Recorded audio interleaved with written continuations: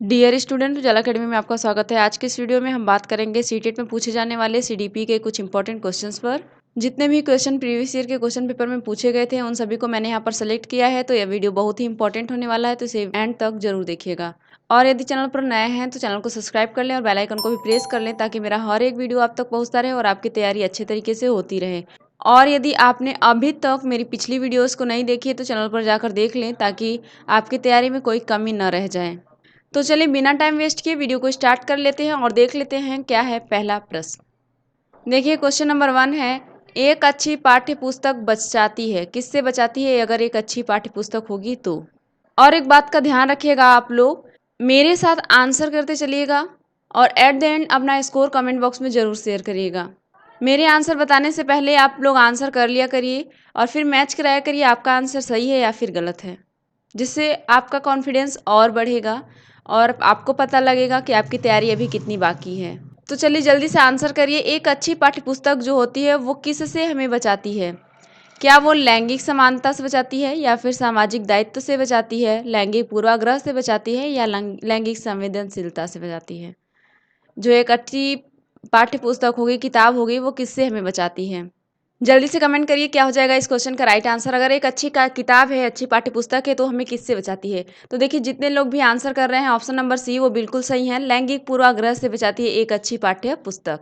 भेदभाव नहीं होता है, किसी भी तरीके का भेदभाव नहीं होता है किसी भी पुस्तक में, है ना। एक अच्छी पुस्तक होगी तो उसमें भेदभाव का कहीं बातचीत नहीं होगा, किसी एक लिंग की तरह झुकाव नहीं होगा, किसी एक लिंग का सपोर्ट नहीं होगा। यानी कि आप एक अच्छी पाठ्य पुस्तक इन सभी चीज़ों से हमें बचा लेती है, ठीक है।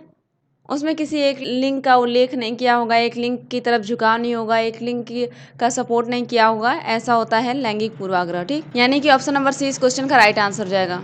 आगे क्वेश्चन नंबर 2, वह अवस्था जब बच्चा तार्किक रूप से वस्तुओं एवं घटनाओं के विषय में चिंतन प्रारंभ करता है। ऐसी कौन सी अवस्था होती है? जो विकास की अवस्थाएं बांटी गई हैं, संवेदी, पूर्व संक्रियात्मक, मूर्त, औपचारिक। तो उसमें से कौन सी अवस्था है जब बच्चा तार्किक चिंतन करने लगता है, वस्तुओं एवं घटनाओं के बारे में सोचना प्रारंभ कर देता है, चिंतन करने लगता है? क्या वो ये हो जाएगा संवेदी प्रेरक अवस्था इसमें होता है, या फिर औपचारिक संक्रियात्मक अवस्था में होता है, या फिर पूर्व संक्रियात्मक अवस्था में होता है, या मूर्त संक्रियात्मक अवस्था में? बताइए जल्दी से कौन सा हो जाएगा करेक्ट आंसर। वह अवस्था हमें बताना है जब बच्चा तार्किक रूप से चिंतन करने लगता है, सोचना प्रारंभ कर देता है जो वस्तुएं हैं उनके बारे में और जो घटनाएं घटित हुई हैं उनके बारे में। देखिए जब बच्चा तार्किक रूप से वस्तुओं एवं घटनाओं के बारे में सोचना प्रारंभ कर देता है तो वो अवस्था होती है पूर्व संक्रियात्मक अवस्था। पूर्व संक्रियात्मक अवस्था में बच्चा चिंतन करना प्रारंभ कर देता है जो घटनाएं घटित हुई होती हैं, जो वस्तुएं होती हैं, ठीक। पूर्व संक्रियात्मक अवस्था का जो स्टेज होता है वो होता है 2 से 7 वर्ष तक की अवस्था। 2 से 7 वर्ष तक की अवस्था को पूर्व संक्रियात्मक अवस्था कहते हैं।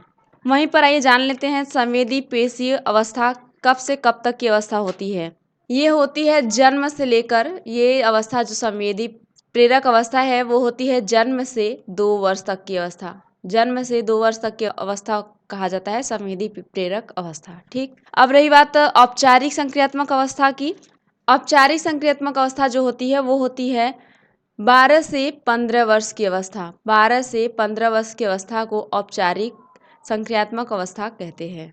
और ये जो मूर्त संक्रियात्मक अवस्था होती है ये होती है 7 से 12 वर्ष तक की अवस्था। 7 से 12 तक की जो आयु होती है वो मूर्त संक्रियात्मक अवस्था में आती है, ठीक है।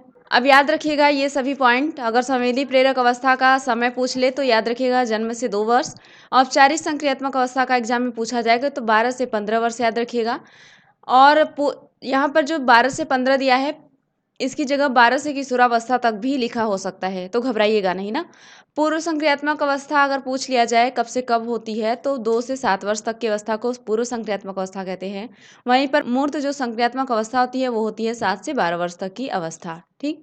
और तार्किक रूप से वस्तुओं एवं घटनाओं के बारे में चिंतन प्रारंभ कर देता है बच्चा पूर्व संक्रियात्मक अवस्था में। यानी कि ऑप्शन नंबर सी इस क्वेश्चन का राइट आंसर हो जाएगा। आगे क्वेश्चन नंबर 3, बाल विकास को सर्वाधिक प्रभावित करने वाला कारक। बच्चों का विकास होता है उसको प्रभावित करने वाला सबसे सर्वाधिक मतलब सबसे अधिक प्रभावित करने वाला कारक पूछा गया है।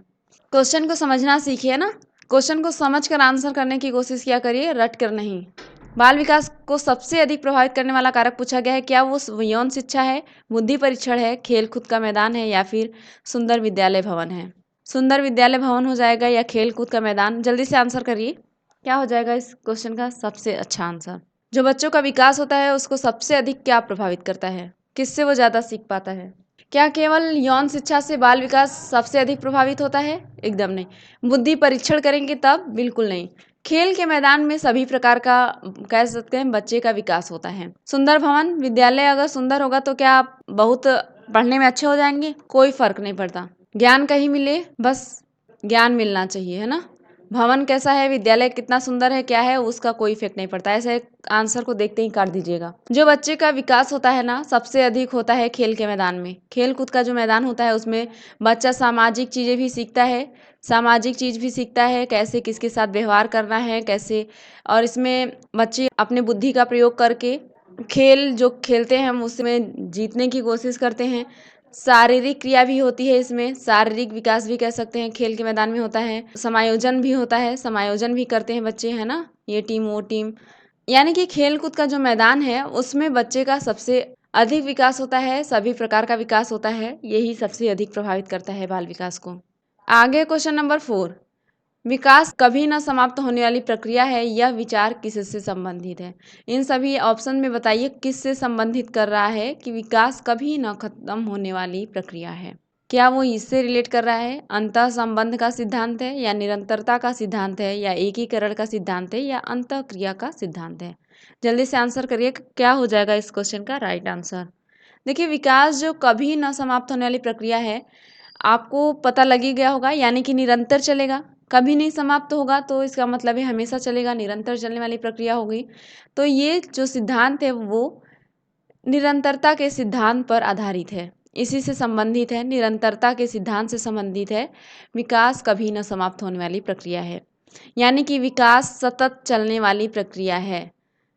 ठीक, याद रखिएगा इसे, यानी कि ऑप्शन नंबर बी इस क्वेश्चन का राइट आंसर हो जाएगा। अंतः संबंध तब हो जाएगा जब एक दूसरे से संबंधित चीजें होती हैं। एकीकरण अलगाव होता है या फिर अंतःक्रिया वहीं एक दूसरे से रिलेट करते होंगे तब अंतःक्रिया। तो यहाँ पर कभी न समाप्त होने वाली की बात की गई थी, यानी सतत चलेगा, हमेशा चलेगा, निरंतर चलेगा ना, तो निरंतरता के सिद्धांत से यह विचार संबंधित है। देखिए आगे क्वेश्चन नंबर 5, विकास के संदर्भ में निम्न में से कौन सा कथन सत्य नहीं है। नहीं वाले क्वेश्चन को मैं बार बार बताती हूँ, ध्यान से करिएगा। ठीक, यहीं पे बच्चे गलती कर जाते हैं, देखते ही नहीं कि निगेटिव पूछा गया है और वो आंसर कर देते हैं पॉजिटिव की तरफ और उनका 1 नंबर चला जाता है। ऐसे ही 1 नंबर चला जाता है। आता हुआ क्वेश्चन अगर आपका चला जाए 1 नंबर तो कितना दुखदाई होता है। देखिए जो विकास के संदर्भ में हमें बताना है कि कौन सा कथन ऐसा है जो सत्य नहीं है। ठीक, क्या वो ये है कि विकास की प्रत्येक अवस्था में अपने खतरे हैं या फिर विकास उकसाने या बढ़ावा देने से नहीं होता। विकास सांस्कृतिक परिवर्तनों से प्रभावित होता है। विकास की प्रत्येक अवस्थाएं अपनी विशेषताएं होती हैं। जो विकास की सभी अवस्थाएं हैं उनकी अपनी अपनी विशेषताएं होती हैं। देखिए इसमें कौन सा करेक्ट आंसर नहीं है बताइए विकास के संबंध में। क्या ये बिल्कुल सही है कि विकास की प्रत्येक अवस्था में अपने अपने खतरे होते हैं? बिल्कुल सही है। जो बांटे गए हम अवस्थाएं उसमें सबका विकास अलग होता है, सबका दर्शन अलग होता है, हर स्टेज में अलग अलग चेंजेस आते हैं, तो खतरे अलग अलग है ना, ये एकदम करेक्ट हो जाएगा। क्या विकास किसी के उकसा देने या बढ़ावा देने से बढ़ता है, होता है? ऐसा कौन कहाँ दिया? जिस बच्चे का तब तो विकास ना उन्हें हम उकसा दें फिर उनका विकास हो जाएगा, तो ये गलत ऑप्शन है। यही कि मान लीजिए यही सही है, क्यों? क्योंकि यहाँ पर नहीं पूछा गया था। ठीक है, विकास किसी उकसाने या बढ़ावा देने से नहीं होता है, ये बिल्कुल करेक्ट हो जाएगा यहाँ पर, क्योंकि गलत कथन पूछा गया था, हमें गलत कथन मिल चुका है। ठीक, ऑप्शन नंबर 20 क्वेश्चन का राइट आंसर हो जाएगा। और देखिए ऑप्शन नंबर सी क्या कह रहा है, विकास सांस्कृतिक परिवर्तनों से प्रभावित होता है। बिल्कुल सही, जो सांस्कृतिक परिवर्तन आते हैं, अगर सांस्कृतिक परिवर्तन आ रहा है तो वे विकास को प्रभावित करते हैं। ये भी ऑप्शन बिल्कुल सही हो जाएगा विकास के संदर्भ में। विकास की प्रत्येक अवस्था में अपनी अपनी विशेषताएं होती हैं। बिल्कुल सही बात है, जो विकास की सभी अवस्थाएं बटी हैं उनकी अपनी अपनी विशेषताएं होती हैं। देखिए जो बाल्यावस्था होता है उसमें बच्चा बहुत जिज्ञासु होता है, किशोरावस्था में तूफान विस्फोट तनाव की चिंतन की अवस्था होती है ना।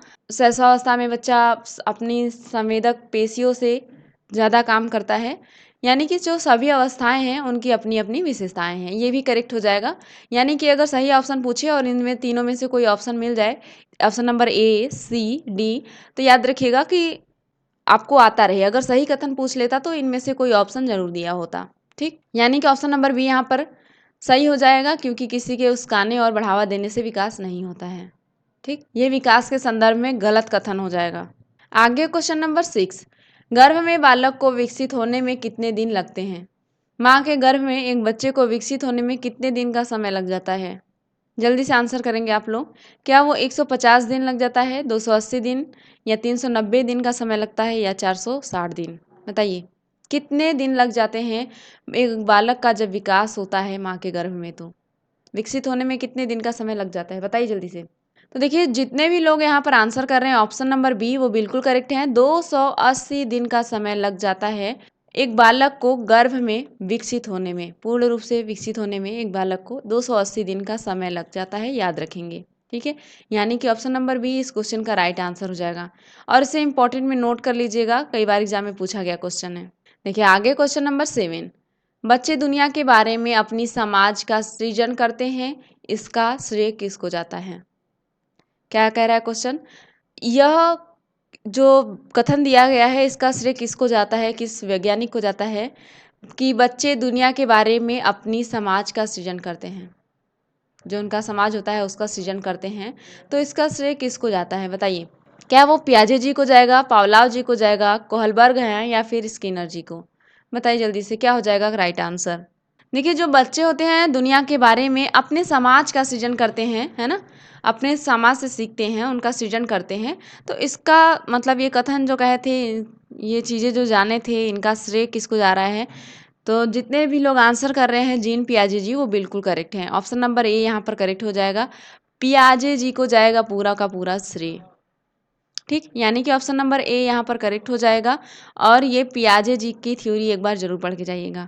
इनसे 2-3 क्वेश्चन ज़रूर एग्जाम में देखने को मिलता है, हर एक पेपर में मिला है। तो पियाजे जी की थ्योरी को आप एक बार ज़रूर पढ़ के जाइएगा एग्जाम में। आगे क्वेश्चन नंबर 8, मूल्यांकन किया जाना चाहिए, किस बेस पर बच्चे का मूल्यांकन किया जाना चाहिए? बताइए जल्दी से। क्या वो ये है मूल्यांकन से बच्चे पढ़ेंगे? अगर आप मूल्यांकन करेंगे तो बच्चा पढ़ना स्टार्ट कर देगा, क्या ये रीज़न हो सकता है? तो देखते ही काट दीजिए, बच्चे को पढ़ना होगा तो बिना मूल्यांकन किए भी पढ़ेगा, है ना? मूल्यांकन करने का ये उद्देश्य नहीं होना चाहिए कि बच्चा पढ़ेगा, ठीक? इससे बच्चों की बुद्धि लब्धि का पता लगता है। उनकी बुद्धि लब्धि कितनी है मूल्यांकन करने से आप पता लगा सकेंगे। क्या ये उद्देश्य होना चाहिए कि उनकी बुद्धि लब्धि का पता लगाना? आपका ये उद्देश्य नहीं होना चाहिए। एक टीचर ऐसा नहीं करता। एक अच्छा टीचर होगा तो वो बच्चे की बुद्धि लब्धि का पता लगाने की कोशिश नहीं करेगा, उन्हें सिखाने का प्रयास करेगा ना। और ऐसा भी नहीं है कि उनका मूल्यांकन करेगा और डांटेगा तो बच्चा पढ़ना स्टार्ट कर देगा, ये भी नहीं हो जाएगा। क्या वो ये हो जाएगा कि बच्चों को सीखने के स्तर का ज्ञान होता है? देखिए, जो मूल्यांकन किया जाता है वो इसलिए किया जाता है कि बच्चा कितना सीख पाया है उसके स्तर का पता लगाया जाता है ना। बच्चा कितना सीखा, कितना आया, कितना नहीं आया, उसके पता लगाने के लिए मूल्यांकन किया जाता है, ठीक है? यानी कि ऑप्शन नंबर सी यहाँ पर बिल्कुल करेक्ट आंसर हो जाएगा। बच्चों को सीखने के स्तर का ज्ञान होता है, इसलिए मूल्यांकन किया जाना चाहिए, ठीक? क्या शिक्षकों की उपलब्धि का पता लगता है? शिक्षक की उपलब्धि का पता लगाकर हम क्या करेंगे? शिक्षक के पास एबिलिटी है तभी तो वो पढ़ाने आया है, आपको पढ़ा रहे हैं। शिक्षक के लिए कोई मूल्यांकन नहीं किया जाता है ना। जो मूल्यांकन होता है वो बच्चा कितना सीख पाया, कितना सीख रहा है, उसके लिए किया जाता है मूल्यांकन। यानी कि ऑप्शन नंबर सी यहाँ पर करेक्ट हो जाएगा। बच्चों को सीखने के स्तर का ज्ञान होता है इसलिए मूल्यांकन किया जाता है। सी इस क्वेश्चन का राइट आंसर हो जाएगा। ऐसे आप भी आंसर जो है दिए हैं ऑप्शन, उन्हें हटाना सीख लीजिए। ऐसे आप हटा देंगे तो जो राइट आंसर होगा वो निकल कर आ जाएगा। आगे क्वेश्चन नंबर 9, शिक्षा का अति महत्वपूर्ण उद्देश्य है। जो शिक्षा का सबसे महत्वपूर्ण उद्देश्य है वो क्या है? क्या वो है आजीविका कमाना, पैसा कमाना, जीवन यापन करना? ये है शिक्षा का उद्देश्य? बिल्कुल नहीं, केवल ये तो नहीं है, सबसे महत्वपूर्ण उद्देश्य ये तो नहीं है आजीविका कमाना। बच्चों का सर्वांगीण विकास करना, सभी क्षेत्र में बच्चे का विकास करना, बिल्कुल सही। बच्चे का सर्वांगीण विकास हो सके यही शिक्षा का उद्देश्य होना चाहिए। पढ़ना एवं लिखना सिखाना, पढ़ना एवं लिखना सिखाना केवल यही उद्देश्य होना चाहिए? बिल्कुल नहीं, ये महत्वपूर्ण उद्देश्य नहीं है। सर्वांगीण विकास में नैतिक, बौद्धिक, शारीरिक, मानसिक सभी प्रकार का विकास आ जाएगा, इसलिए सर्वांगीण विकास पर फोकस करना चाहिए। बौद्धिक विकास, केवल बौद्धिक विकास से ही काम नहीं चलेगा, है ना। यानी कि ऑप्शन नंबर बी यहाँ पर करेक्ट आंसर निकल कर आ चुका है। बच्चे का सर्वांगीण विकास करना शिक्षा का अति महत्वपूर्ण उद्देश्य होता है। यानी कि ऑप्शन नंबर बी इस क्वेश्चन का राइट आंसर हो जाएगा।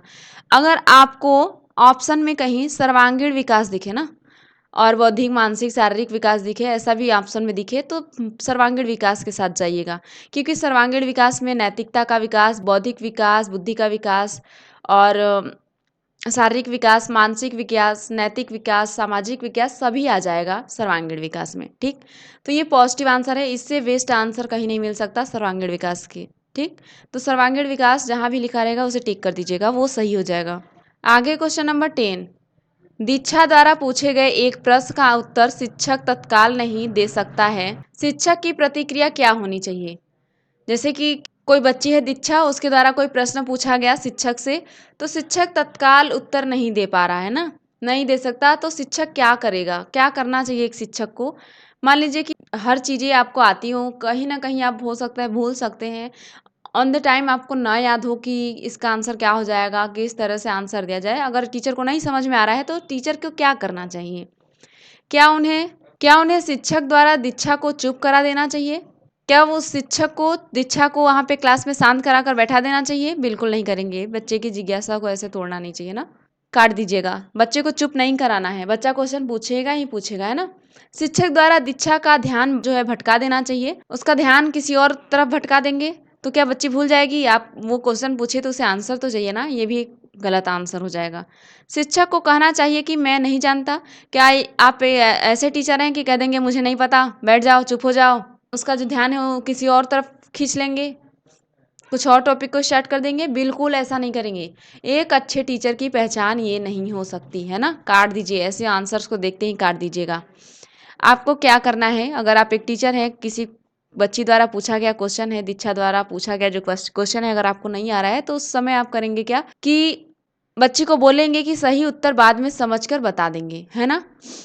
आप शिक्षक होने के नाते कहेंगे कि इस प्रश्न का सही उत्तर मैं समझकर बता दूंगा, या फिर उसे समझकर बाद में बता देंगे, है ना। लेकिन बच्ची को चुप कराना, उसका ध्यान भटका देना, मैं नहीं जानता, ऐसा बिल्कुल भी नहीं करेंगे आप। ठीक, यानी कि ऑप्शन नंबर डी इस क्वेश्चन का राइट आंसर हो जाएगा। आगे क्वेश्चन नंबर 11, आप अनपढ़ माता पिता के बच्चों को अंग्रेजी सिखाना चाहते हैं। जो पढ़े लिखे माता पिता नहीं है उनके बच्चों को अगर आप अंग्रेजी सिखाना चाहते हैं तो क्या करेंगे बताइए। क्या आप बच्चे से अंग्रेजी में बात करेंगे, बात करेंगे तो क्या बच्चे को आ जाएगा? एकदम नहीं आएगा, है ना। बच्चे को समझ में ही नहीं आ रहा है आप क्या बोल रहे हैं, बात करेंगे तो कैसे आ जाएगा। क्या आप ऐसा करेंगे, बच्चों को अंग्रेजी में बोलने के लिए बाध्य करेंगे, आप एकदम सख्त नियम लगा देंगे कि इंग्लिश में ही बोलना है, इंग्लिश में ही बातचीत करना है? ऐसा भी नहीं करेंगे, उससे आ ही नहीं रहा है तो कहाँ से बात करेगा, फिर अपनी बात को आपके सामने रखने में भी हिचकिचाने लगेगा ना। अंग्रेजी आ ही नहीं रहा है, कैसे बोलेगा वो। अगर आप उसे बाध्य कर देंगे, एकदम कह देंगे कि नहीं ये तुम्हें इंग्लिश में ही बोलना है, तो ऐसा नहीं करना है, ठीक है। बच्चा कुछ भी बोलना पसंद नहीं करेगा फिर क्लास में। क्या है, आप ऐसा करेंगे कि बच्चे को मातृभाषा में बोलने को रोकेंगे, जो उसकी मातृभाषा है, हिंदी इंग्लिश जो कुछ भी है, तो भोजपुरी घर का जो भाषा होता है तो उसको बोलने के लिए रोक देंगे? एकदम नहीं। नई शिक्षा नीति जो है वो कहती है अब बच्चे को अपनी मातृभाषा में बातचीत करने के लिए कोई नहीं रोकेगा। उन्हें बातचीत करने का आदेश दिया गया है कि अगर वो बच्चा अपनी मातृभाषा जो घर की भाषा है उसमें बात कर रहा है तो उसे कोई रोकेगा नहीं। तो आप कैसे रोक सकते हैं। अगर इस सब का टॉपिक अगर आपको चाहिए कि क्या करना चाहिए, एनईपी क्या कह रहा है, तो मेरे चैनल पे एनईपी की पूरी डिटेल वीडियो पड़ी हुई है, तो जाकर उसे एक बार चेकआउट कर लीजिएगा। उसमें मैंने बहुत अच्छे तरीके से समझाया है कि जो नई राष्ट्रीय शिक्षा नीति है उसमें क्या क्या चीज़ें बताई गई हैं, क्या क्या नियम लागू किए गए हैं। और सीटेट में वहाँ से भी क्वेश्चन ज़रूर आते हैं, तो उस वीडियो को भी एक बार ज़रूर देख लीजिएगा आप, ताकि आपके इसे छोटे छोटे डाउट्स क्लियर हो जाएंगे। यानी कि आपके सामने देखिए मैंने ऑप्शन नंबर ए हटा दिया, है ना, 2 हटा दिया, 3, ऐसे तीनों ही ऑप्शन को हमने निकाल दिया, ये तीनों ही गलत हो गए। ठीक, बचा आपके पास ऑप्शन नंबर 4, यही करेक्ट हो जाएगा। आप उसे मातृभाषा की सहायता से अंग्रेजी सिखाने का प्रयास करेंगे। उसकी जो मातृभाषा होगी, घर की भाषा होगी, उसकी सहायता लेते हुए आप अंग्रेजी सिखाने का प्रयास करेंगे। अगर एक बच्चे के माता पिता अनपढ़ हैं, पढ़े लिखे नहीं हैं और उस बच्चे को आप अंग्रेजी सिखाना चाहते हैं तो, यानी कि ऑप्शन नंबर डी इस क्वेश्चन का राइट आंसर हो जाएगा। आगे क्वेश्चन नंबर 12, विद्यार्थियों के अच्छे मानसिक स्वास्थ्य को बनाए रखने के लिए निम्न में से कौन सा तरीका सबसे महत्वपूर्ण होगा? बच्चे का मानसिक जो स्वास्थ्य है उसे अच्छा बनाए रखना है तो कौन सा तरीका अपनाएंगे आपकी सबसे अच्छा तरीका माना जाए? क्या सह-शैक्षिक क्रियाओं का प्रावधान करेंगे? साथ शिक्षा प्रदान करने का प्रावधान करेंगे? तो साथ पढ़ेंगे बच्चा तो उसका मानसिक स्वास्थ्य खराब नहीं होगा। हो सकता है जो साथ बैठने वाले बच्चे हों वो ठीक ना हों, उसे परेशान कर रहे हों, तो वो तो डिस्टर्ब होगा ही ना। इसे भी काट दीजिए, इतना सूटेबल आंसर नहीं है। अभिव्यक्ति की स्वतंत्रता, एकदम उसके अभिव्यक्ति को स्वतंत्र कर देंगे, स्वतंत्रता दे देंगे, तो इससे बिगड़ जाएगा बच्चा कि रहेगा बताइए? बच्चे को स्वतंत्र कर देंगे, जो मर्ज़ी वो करे, तो बच्चा तो एकदम ही बिगड़ जाएगा, फिर उसे कंट्रोल करना भी मुश्किल ही हो जाएगा, है ना? तो ऐसे ऑप्शन के साथ मत जाइएगा कभी भी। रुचियों की भिन्नता, क्या ये सबसे महत्वपूर्ण तरीका है? रुचियों में भिन्नता ला देंगे तो, अलग-अलग रुचियों वाले बच्चों को ला देंगे तो, ये मानसिक स्वास्थ्य को और ख़राब कर देगा। किसी की रुचि कुछ और है, कुछ और है, तो किसके हिसाब से चलेंगे आप? आप भी किसके हिसाब से चलेंगे और बच्चा भी डिस्टर्ब हो जाएगा, है ना? तो जो बच्चे का मानसिक स्वास्थ्य अगर बनाए रखना है अच्छा, तो आपको क्या करना चाहिए? उसमें किसकी भूमिका होती है? अध्यापक की और विद्यालयी वातावरण की। एक अध्यापक की अच्छी भूमिका होनी चाहिए और विद्यालय का वातावरण ठीक होना चाहिए। विद्यालय का जो माहौल है, वातावरण है, बच्चे लड़ाई ना कर पाएँ एक-दूसरे के साथ और अध्यापक की भूमिका होगी इस चीज़ में, तब जाके बच्चे का मानसिक स्वास्थ्य अच्छा बना रहेगा, ठीक है? यानी कि ऑप्शन नंबर डी इस क्वेश्चन का राइट आंसर हो जाएगा। आगे क्वेश्चन नंबर 13, कक्षा में विद्यार्थियों की रुचि बनाए रखने के लिए एक शिक्षक को उचित है क्या करना चाहिए? विद्यार्थियों के बीच रुचि बनी रहे, उनके मन में रुचि बनी रहे पढ़ाई लिखाई के प्रति, तो क्या करेंगे? सैमपट का प्रयोग करेंगे तब चर्चा करना, कहानी कहना, प्रश्न पूछना।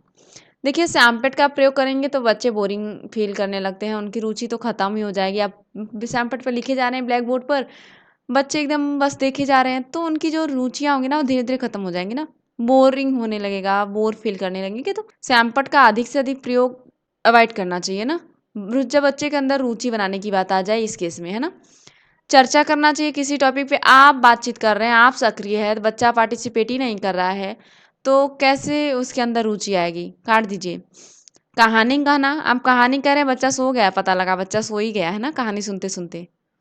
बच्चे के अंदर अगर रुचि बनाए रखनी है तो आप प्रश्न पूछेंगे। ऐसा प्रश्न पूछिए जिससे बच्चे पार्टिसिपेट करें और जिज्ञासा हो उनके अंदर, जानने की इच्छा भी हो और आंसर करने का भी इच्छा हो, है ना? प्रश्न पूछकर बच्चे के अंदर रुचियाँ बनाए रख सकते हैं। आप ऐसे-ऐसे प्रश्न पूछिए कि बच्चा सोच में डूब जाए कि कैसे क्या होगा इसका, है ना? आंसर क्या हो जाएगा और जानने की इच्छाएँ बढ़ने लगे तो रुचि, ज़ाहिर-सी बात है रुचियाँ बढ़ने लगेंगी ना। यानी कि ऑप्शन नंबर डी यहाँ पर करेक्ट आंसर हो जाएगा। और बच्चों में रुचि बनाए रखने के लिए एक ऑप्शन और भी दे सकता था कि बच्चे को एक्टिव करेंगे। कोई भी कार्य होगा तो बच्चे को सक्रिय रूप से भागी करेंगे, बच्चे को भाग देंगे। बच्चा जब सक्रिय होगा तो वो रुचि लेगा ना किसी भी काम में। ऐसा भी ऑप्शन दिखे तो वो भी पॉजिटिव आंसर हो जाएगा।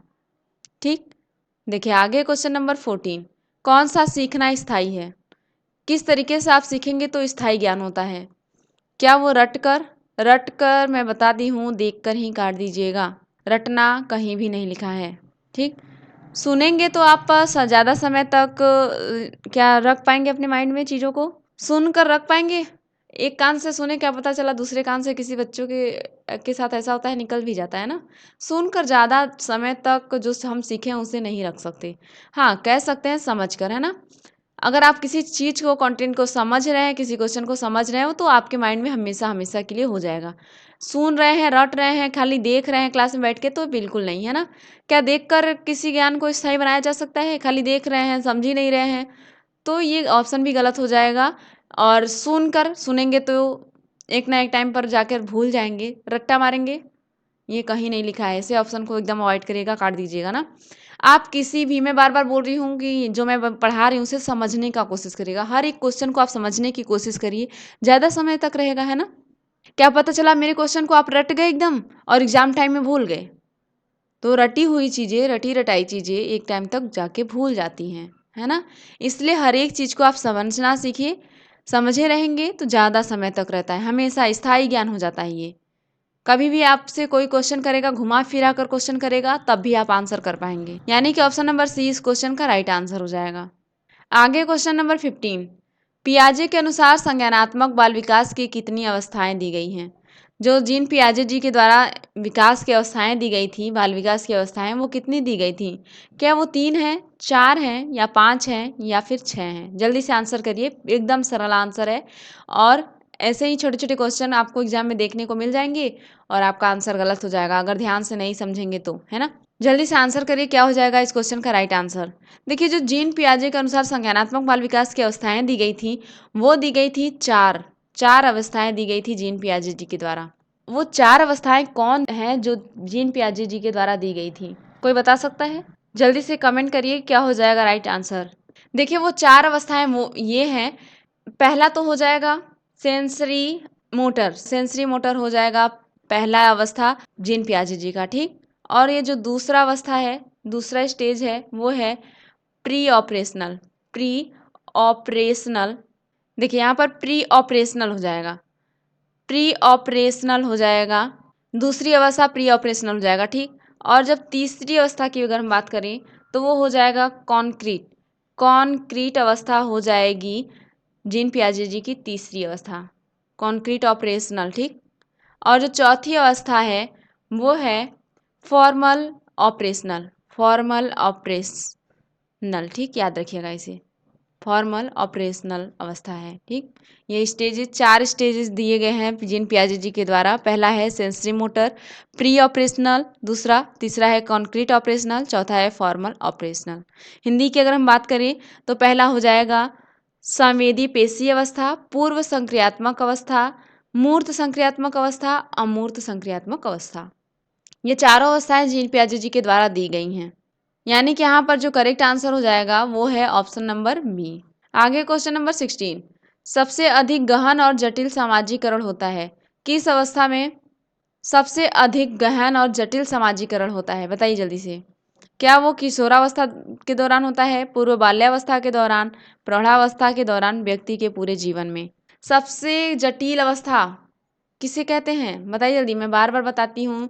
तनाव की अवस्था, विस्फोट की अवस्था, और क्या बताई थी मैं कि अब गलत होंगे बच्चे तभी लड़ाई करेंगे, अपने बड़ों से लड़ते रहते हैं।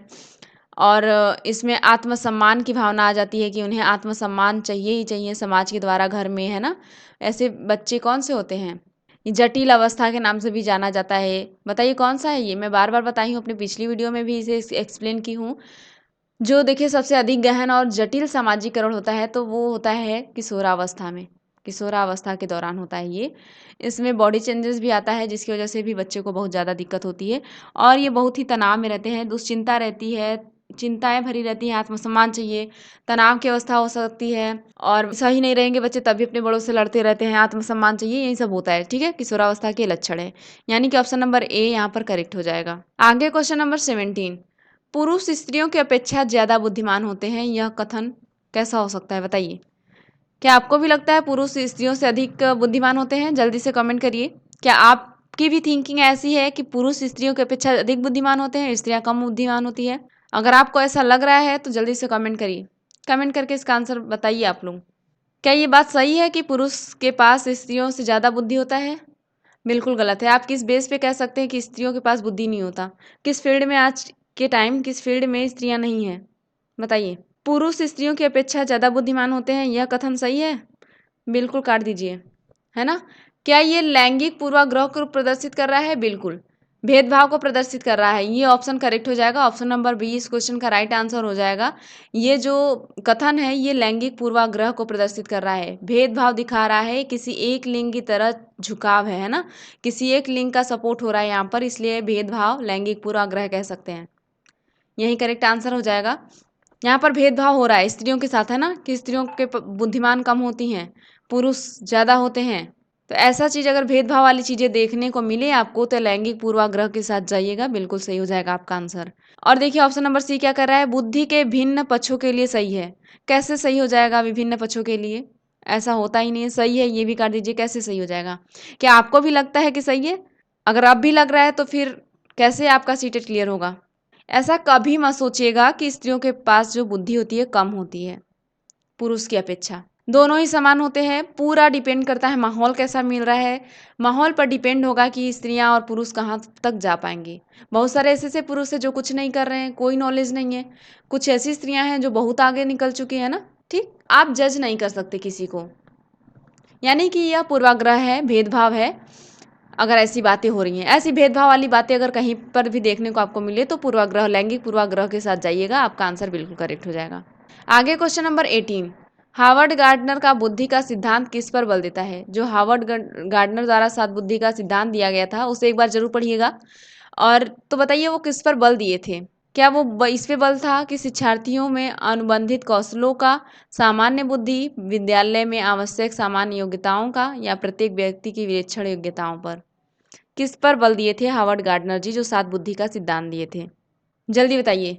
तो देखिए जितने भी लोग आंसर कर रहे हैं, प्रत्येक व्यक्ति की विलक्षण योग्यताओं, इस पर बल दिए थे, वो बिल्कुल करेक्ट है। जो हार्वर्ड गार्डनर जी हैं वो जो बुद्धि का सिद्धांत दिए थे उसमें ये बल दिए थे कि जो व्यक्ति होते हैं, प्रत्येक व्यक्ति की जो लक्षण होते हैं, विलक्षण योग्यताएं होती हैं, जो योग्यता है वो अलग अलग होती हैं। इस पर ये बल दिए थे हार्वर्ड गार्डनर जी, याद रखिएगा। यानी कि ऑप्शन नंबर डी इस क्वेश्चन का राइट आंसर हो जाएगा। आगे क्वेश्चन नंबर 19, पियाजे के अनुसार विकास की पहली अवस्था के दौरान बच्चा कब सबसे बेहतर सीखता है? जल्दी बताइए क्या हो जाएगा राइट आंसर? क्या वो ये हो जाएगा निष्क्रिय शब्दों को समझने के द्वारा, अमूर्त तरीके से चिंतन द्वारा, या भाषा के नए अर्जित ज्ञान के अनुप्रयोग द्वारा, या इंद्रियों के प्रयोग द्वारा? जो सबसे पहली अवस्था होती है शैशवावस्था, उसमें बच्चा किससे सबसे बेहतर सीखता है? बताइए।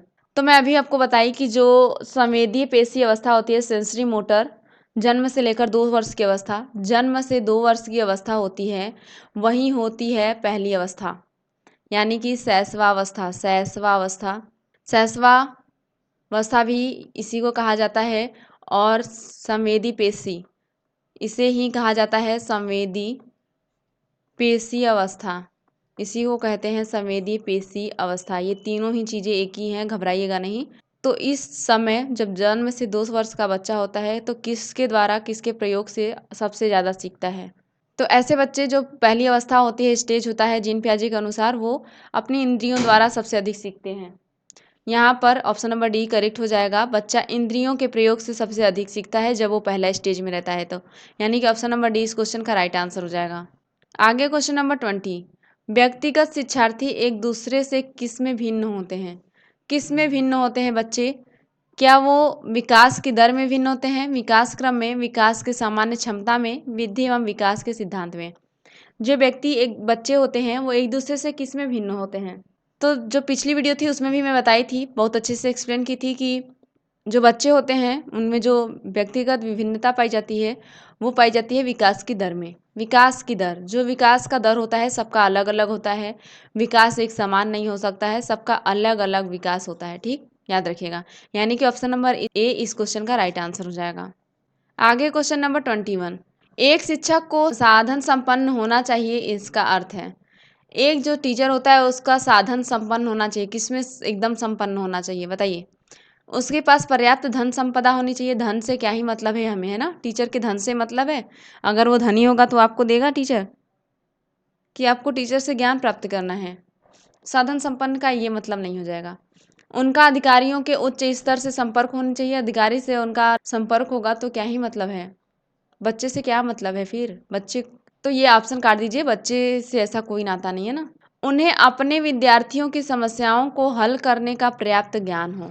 क्या ये करेक्ट आंसर हो जाएगा? तब माना जाएगा कि हाँ वो एक टीचर साधन संपन्न है। बिल्कुल करेक्ट है ना। अगर कोई टीचर है वो बच्चा का समस्या समाधान कर पा रहा है, उसका पर्याप्त ज्ञान है उसके पास, तो वो एक सफल टीचर माना जाएगा। क्या यहाँ पर ऑप्शन नंबर डी देख लेते हैं। देखिए, क्या विद्यार्थियों के बीच उनकी प्रसिद्धि होनी चाहिए? बच्चों के बीच आप प्रसिद्ध हैं तो आप साधन संपन्न माने जाएंगे? एकदम नहीं, है ना। आपको आना चाहिए, बच्चे की समस्या जो है वो उसको सॉल्व करने आना चाहिए, समस्या को समझने आना चाहिए, है ना। तभी आप एक साधन संपन्न टीचर माने जाएंगे, परिपूर्ण टीचर मानेंगे जानेंगे, अगर उन विद्यार्थियों की समस्याओं को हल करने का पर्याप्त ज्ञान आप रखे हैं तो। ठीक, यानी कि ऑप्शन नंबर सी इस क्वेश्चन का राइट आंसर हो जाएगा। देखिए आगे क्वेश्चन नंबर 22, एक शिक्षक विद्यार्थियों में सामाजिक मूल्यों को विकसित कर सकता है। विद्यार्थी के बीच में अगर सामाजिक मूल्य को विकसित करना है तो किस तरीके से कर सकते हैं बताइए। एक टीचर होने के नाते आंसर करिए। क्या आप महान व्यक्तियों के बारे में बोलेंगे तब बच्चे के अंदर सामाजिक मूल्य विकसित होंगे? बिल्कुल नहीं, है ना? महान व्यक्तियों के बारे में बोल बोल के आप उन्हें सामाजिक चीज़ें सिखा पाएँगे बच्चों को? एकदम नहीं सिखा पाएँगे। अनुशासन की अनुभूति को विकसित करके अगर अनुशासित कर दिए बच्चे को तो क्या वो सामाजिक मूल्य सीख पाएँगे? गारंटी लेते हैं आप? एकदम नहीं, है ना? उतना सूटेबल आंसर नहीं है। आदर्श रूप से बर्ताव करके बच्चे के साथ अच्छे से व्यवहार करेंगे तो बच्चा अच्छा चीज़ सीखेगा, है ना? बिल्कुल सही है। उन्हें अच्छी कहानियाँ सुनाकर अच्छी कहानी सुनाएँगे तो क्या वो सामाजिक चीज़ों को सीख पाएगा, नैतिक बन पाएगा? नहीं। तो अगर टीचर का जो व्यवहार होगा वो अच्छा होगा, आदर्श होगा, टीचर का व्यवहार ठीक होगा, तो बच्चा सामाजिक चीज़ों को सीख पाएगा। यानी कि आप सामाजिक मूल्यों को विकसित कर सकते हैं अगर आपका व्यवहार ठीक है तो। अच्छा व्यवहार आप करेंगे तभी। ऑप्शन नंबर सी इस क्वेश्चन का राइट आंसर हो जाएगा। आगे क्वेश्चन नंबर 23, विद्यार्थियों को विद्यालय में खेलना क्यों उचित है? जो बच्चे हैं उनको विद्यालय में खेलना क्यों आवश्यक है, क्यों उचित है बताइए। खेल भी ज़रूरी है ना? यह उन्हें शारीरिक रूप से सशक्त बनाएगा, यह शिक्षकों के लिए काम आसान करेगा, काम आसान देखते ही काट दीजिए, क्यों भाई समय बिताने गए? यह समय बिताने में सहायक होगा, समय बिताने तो गए नहीं हैं आप, है ना? यह सहयोग एवं शारीरिक संतुलन का विकास करेगा, बताइए। देखिए अगर ऐसा कामचोरी वाला चीज़ आ जाए तो उसको देख के ही काट दीजिए ना, काम को आसान कर देंगे, खेलने चले जाएँगे तो आपके काम हो जाएँगे, काम आसान हो जाएँगे, काट दीजिए, है ना? आप एक्टिव तो रहिए, बच्चे को एक्टिव करिए, आप खुद एक्टिव रहिए। विद्यालय में गए हैं तो पढ़ना पढ़ाना यही सब काम होना चाहिए ना, एक्टिविटी होनी चाहिए। समय बिताने हैं, है ना? समय बिताना एक टीचर का मेन उद्देश्य तो होना ही नहीं चाहिए। कोई एक दिन भी उद्देश्य नहीं होना चाहिए एक टीचर का कि समय बस बीत जाए विद्यालय में, बच्चों को खिलवा देते हैं, समय बीत जाएगा। ये सब उद्देश्य नहीं होना चाहिए। एक अच्छे टीचर ऐसा नहीं सोचा करते ना। केवल शारीरिक रूप से सशक्त बन पाएगा बच्चा, केवल शारीरिक विकास हो पाएगा बच्चे का, है ना? नहीं, खेल के मैदान में मानसिक, शारीरिक सभी प्रकार का, सामाजिक सभी प्रकार का विकास होता है बच्चे के अंदर। यानी कि ऑप्शन यहाँ पर देखिए option number D correct answer निकल कर आ गया है। विद्यालय में खेलना इसलिए उचित है क्योंकि यह सहयोग एवं शारीरिक संतुलन का विकास करता है। जैसे आपकी टीम है ना, आप अपने टीम का सहयोग करेंगे, मोटिवेट करेंगे, तभी आपकी टीम जीत पाएगी, है ना? और आपका इस खेलेंगे तो आपका जो शारीरिक संतुलन है वो भी बना रहेगा, उसका भी विकास होगा, शारीरिक विकास भी होगा, मानसिक विकास भी होगा, मैंने बताया अभी, है ना? यानी कि ऑप्शन नंबर डी इस क्वेश्चन का राइट आंसर हो जाएगा। आगे क्वेश्चन नंबर 24, प्राथमिक विद्यालयों के बालकों के लिए निम्नलिखित में से किसे बेहतर मानते हैं? जो प्राथमिक स्तर का विद्यालय है उसमें से बालकों के लिए निम्न में से जो ऑप्शन दिए गए हैं उसमें से कौन सा सही है बताइए। क्या वो वीडियो अनुरूपण है, प्रदर्शन है, स्वयं के द्वारा किया गया अनुभव है, या ये सभी? वीडियो से आप सिखाएंगे बच्चों को तो क्या बेहतर सीख पाएंगे? एकदम नहीं। केवल वीडियो चलाएंगे तो क्या सीख जाएंगे? नहीं। कुछ प्रदर्शित करके बच्चों को सिखाएंगे तो ज़्यादा बेहतर होगा। ये प्राथमिक विद्यालय की बात हो रही है। जब बच्चा स्वयं करेगा कोई चीज़, ऐसा ऑप्शन देखने को मिले अगर आपको तो एकदम सही कर दीजिएगा। जब बच्चा एक्टिव होगा तो समझ लीजिए वो ज़्यादा बेहतर तरीके से सीख पाएगा ना, बेहतर तरीके से सीख पाएगा, अच्छे तरीके से, और रुचि भी लेगा अगर बच्चा एक्टिव है तो स्वयं के द्वारा किया गया अनुभव, जब बच्चा स्वयं के द्वारा अनुभव करेगा, स्वयं को चीज़ों को सीखने का प्रयास करेगा, तब वो अच्छे बेहतर तरीके से सीख पाएगा। यही प्राथमिक विद्यालय के लिए सबसे अच्छा ऑप्शन माना जाता है। ठीक, ये सभी कैसे हो जाएगा क्योंकि ऊपर ही मैंने दो ऑप्शन को ऑलरेडी काट दिया है, यानी कि ऑप्शन नंबर सी यहाँ पर करेक्ट हो जाएगा। आगे क्वेश्चन नंबर 25, बच्चे के लिए निःशुल्क एवं अनिवार्य शिक्षा का अधिकार अधिनियम कितने वर्ष के बच्चों के लिए लागू है? जो बच्चों के लिए निःशुल्क बिना पैसे का और अनिवार्य शिक्षा अधिकार का नियम जो अधिनियम बना था वो कितने वर्ष के बच्चों के लिए बना था? क्या वो 6 से 14 वर्ष के बच्चों के लिए था, 7 से 13 वर्ष, 5 से 11 वर्ष, 6 से 12 वर्ष? जल्दी से आंसर करिए, कमेंट बॉक्स में इसका आंसर आप लोग बताइए क्या हो जाएगा करेक्ट आंसर। आप लोग कमेंट करते चलिए किस किस क्वेश्चन का कौन सा राइट आंसर है, और at the end out of 30 कितना स्कोर बना जरूर बताइएगा कमेंट में, ठीक है? अब जल्दी से आंसर करिए क्या हो जाएगा। जो बच्चों के लिए निःशुल्क एवं अनिवार्य शिक्षा अधिकार अधिनियम का नियम लागू हुआ था वो तो कितने वर्ष के बच्चों के लिए हुआ था? तो जितने भी लोग आंसर कर रहे हैं ऑप्शन नंबर ए 6 से 14 वर्ष के बच्चों के लिए किया गया था वो बिल्कुल करेक्ट है। 6 से 14 वर्ष के बच्चों के लिए किया गया था ये लागू निःशुल्क अनिवार्य शिक्षा का अधिकार जो था। ठीक, यानी कि ऑप्शन नंबर ए इस क्वेश्चन का राइट आंसर हो जाएगा। आगे क्वेश्चन नंबर 26, बच्चों की जिज्ञासा शांत करनी चाहिए। जो बच्चों की जिज्ञासाएं होती हैं उसको किस प्रकार शांत करना चाहिए? जब शिक्षक फुर्सत में हो, जब विद्यार्थी फुर्सत में हो, कुछ समय के पश्चात, तत्काल जब विद्यार्थी के द्वारा जिज्ञासा की गई हो। देखो आप फुर्सत में तो कभी नहीं आने वाले हैं ना, एक टीचर फुर्सत में कब आएगा, कभी नहीं आएगा। शिक्षण कार्य इतना होता है, ये बच्चे का प्रोग्रेस चेक करना, वो करना, ये मूल्यांकन करना, ये सीखना सिखाना, सब कुछ चलता रहता है। आप फुर्सत में कब आएंगे बताइए? तब तक क्या बच्चा आपका वेट करेगा कि आप फुर्सत में आइए 2-4 साल बाद, तब आप मेरे क्वेश्चन का आंसर करिए, है ना? तो ऐसा एकदम काट दीजिए। आप फुर्सत में कब आएंगे? एक टीचर कभी फुर्सत में नहीं आता है ना। बहुत सारी जिम्मेदारियां होती है एक टीचर के पास। बच्चे का प्रोग्रेस, बच्चे के माता-पिता तक संपर्क करना, बच्चे के बारे में बताना, बच्चों को सिखाना, बहुत सारे काम होते हैं। क्या आप ऐसा सोचेंगे कि जब बच्चा फुर्सत में होगा? अरे बच्चा तो फुर्सत में ही है। आपसे क्वेश्चन पूछा है तो फुर्सत में ही तो पूछा है।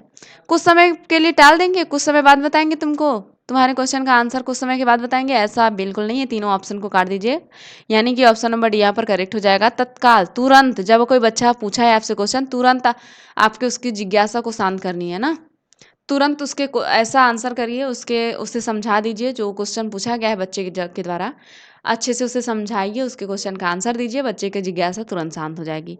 लेकिन तत्काल किया जाना चाहिए ना, बात के लिए नहीं टालना है, तुरंत करना है। यानी कि ऑप्शन नंबर डी इस क्वेश्चन का राइट आंसर हो जाएगा। आगे क्वेश्चन नंबर 27, शिक्षक एवं विद्यार्थी के मध्य संबंध होना चाहिए। किसका संबंध होना चाहिए एक बच्चा और टीचर के बीच में? स्नेह का, प्रेम का, जो विश्वास का, या फिर सम्मान का, या फिर ये सभी? क्या हो जाएगा राइट आंसर? अगर एक टीचर है और एक बच्चा है, कोई बच्चा है, तो जो बच्चे होते हैं उनके बीच का जो संबंध होना चाहिए, क्या होना चाहिए? प्रेम का। स्नेह नहीं होगा तो कैसे विश्वास नहीं होगा तो कैसे? सम्मान नहीं करेगा बच्चा तो कैसे काम चलेगा ना।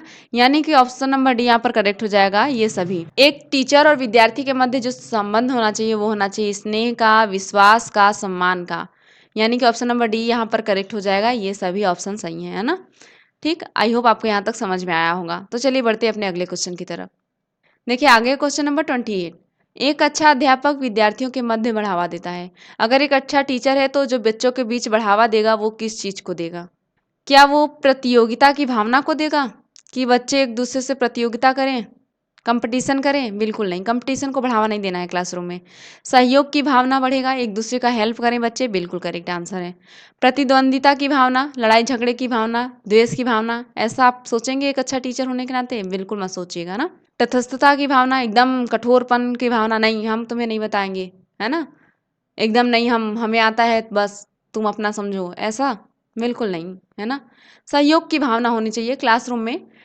सहयोग की भावना बच्चों के अंदर आप विकसित करेंगे, इस सहयोग की भावना को बढ़ावा देंगे ताकि बच्चे एक दूसरे को पढ़ने सीखने सिखाने में हेल्प कर सकें। हो सकता है बहुत बच्चों को आपकी भाषा ना समझ में आ रही हो, पर उसका दोस्त सिखा दे, उसका बगल का जो बच्चा है वो सिखा दे तो उसको अच्छे से समझ में आ जाए। तो इसलिए सहयोग की भावना होनी चाहिए ना। अगर किसी दिन कोई बच्चा कुछ नहीं लाया है तो शेयरिंग होनी चाहिए एक दूसरे के बीच में, सहयोग की भावना होनी चाहिए क्लासरूम में। यानी कि ऑप्शन नंबर बी इस क्वेश्चन का राइट आंसर हो जाएगा। आगे क्वेश्चन नंबर 29, बच्चों की रुचि बनाए रखने के लिए आप कौन सी विधि का चयन करेंगे? क्लासरूम में बच्चों के अंदर रुचि बनी रहे, पढ़ने लिखने में रुचि बनी रहे, तो आप किस विधि का चयन करेंगे? सबसे अच्छी विधि चुनिए आप, क्या हो जाएगा? बच्चों को पढ़कर आने के कहेंगे और प्रश्न पूछेंगे, बोरिंग तरीका, सबसे बोरिंग वे है ये। आप कह दिए कि कल जाके चैप्टर नंबर 1 और 2 याद करके आना, हम कल प्रश्न पूछेंगे। बच्चा बोर हो जाएगा रोज रोज ऐसा करेंगे तो, है ना। ये सबसे बोरिंग तरीका है ना, काट दीजिए। स्वयं गतिविधि करेंगे तथा बच्चों को बताएंगे, इसमें तो आप एक्टिव हो गए ना। फिर बच्चा बोरिंग तरीके से आपको सुनेगा, है ना, बोर हो जाएगा, रुचि कहाँ आएगी? आप गतिविधि में बच्चों को शामिल करेंगे, क्या ऐसा हो सकता है बच्चों को गतिविधि में शामिल करेंगे? अब देख लेते हैं ऑप्शन नंबर डी, बच्चों को स्वयं गतिविधि करने के लिए देंगे। हाँ, इससे बेस्ट आंसर नहीं हो सकता है ना। यानी कि ऑप्शन नंबर सी भी काट दीजिए। यहाँ पर गतिविधि में शामिल करेंगे ये भी ठीक था, पर इससे अच्छा बेस्ट आंसर हमें मिल चुका है ऑप्शन नंबर डी। तो क्यों जाए हम डाउट वाले आंसर के साथ, है ना। बच्चे जब स्वयं गतिविधि करते हैं तो रुचि लेते हैं ना, इनसे उनमें रुचि बनी रहती है, अच्छी रुचि लेते हैं ताकि और अच्छे तरीके से सीख पाते हैं। बच्चा जब स्वयं गतिविधि करेगा तो रुचि बनी रहेगी उसके अंदर, पहली चीज़, और वो अच्छे तरीके से सीख भी पाता है। आप गतिविधि में बच्चे को शामिल करेंगे, ये उतना सुटेबल आंसर नहीं है ना। यानी कि ऑप्शन नंबर डी यहाँ पर करेक्ट हो जाएगा। आप मेरी तरह ऐसे ही ऑप्शंस को काटना सीखें, ऐसे काट देंगे ऑप्शंस को तो जो राइट आंसर होगा वो अपने आप ही निकल कर आ जाएगा। देखिए आगे क्वेश्चन नंबर 30, बुद्धि के बहुकारक सिद्धांत के प्रतिपादक, जो बुद्धि का बहुकारक सिद्धांत था वो किसने दिया था? क्या वो मैकडूगल जी के द्वारा दिया गया था, टर्मैन जी के द्वारा, थर्नडाइक के द्वारा, बर्ट के द्वारा। किसके द्वारा दिया गया था बताइए जल्दी से। जो बुद्धि का बहुकारक सिद्धांत था वो किसके द्वारा दिया गया था? तो देखिए जितने लोग भी आंसर कर रहे हैं यहाँ पर, ऑप्शन नंबर सी वो बिल्कुल करेक्ट है। थर्नडाइक जी के द्वारा दिया गया था बुद्धि के बहुकारक सिद्धांत, है ना। बुद्धि के बहुकारक सिद्धांत के प्रतिपादक है थॉर्नडाइक जी, यानी कि ऑप्शन नंबर सी यहाँ पर करेक्ट आंसर हो जाएगा। ठीक है दोस्तों, आई होप आपको यहाँ तक समझ में आया होगा। और यदि यह वीडियो अच्छा लगा है तो वीडियो को अपने दोस्तों के साथ शेयर कर दीजिए और वीडियो को लाइक भी कर दीजिए। और यदि चैनल पर नए हैं तो चैनल को सब्सक्राइब कर लीजिए और बेल आइकन को भी प्रेस कर लीजिए, ताकि मेरा हर एक वीडियो आप तक पहुँचता रहे और आपकी तैयारी और अच्छी तरीके से होती रहे। और यदि आपने अभी तक मेरी पिछली वीडियोस को नहीं देखी है तो चैनल पर जाकर देख लें, ताकि आपकी तैयारी में कोई कमी न रह जाए। उन सभी वीडियो में भी मैंने जो पिछली साल जो प्रीवियस ईयर के क्वेश्चन पेपर हैं सभी, उनमें जो क्वेश्चन पूछे गए थे उनका ही डिस्कस की हूँ मैं, तो वो सारे वीडियो भी बहुत इम्पॉर्टेंट है आपके लिए, तो उन्हें एक बार ज़रूर चेकआउट करिएगा। और अपने दोस्तों के साथ शेयर करना नहीं भूलिएगा, ताकि उनका भी हेल्प हो सके, है ना। और जैसा कि हम सभी को पता है सीटेट के लिए बहुत कम टाइम बचा हुआ है, तो प्रीवियस ईयर के जितने भी क्वेश्चन पेपर हैं उसको आप करते रहिएगा, क्योंकि सीटेट कोई अलग से कोई नया क्वेश्चन नहीं बनाता, बस इसी सब क्वेश्चन को अपने तरीके से अलग तरीके से या इन्हीं क्वेश्चन को बार बार पूछता है। ठीक, और आपका स्कोर आउट ऑफ 30 कितना रहा कमेंट बॉक्स में ज़रूर बताइएगा। तो चलिए फिर मैं मिलती हूँ आपसे नेक्स्ट वीडियो में, तब तक के लिए टाटा बाय बाय।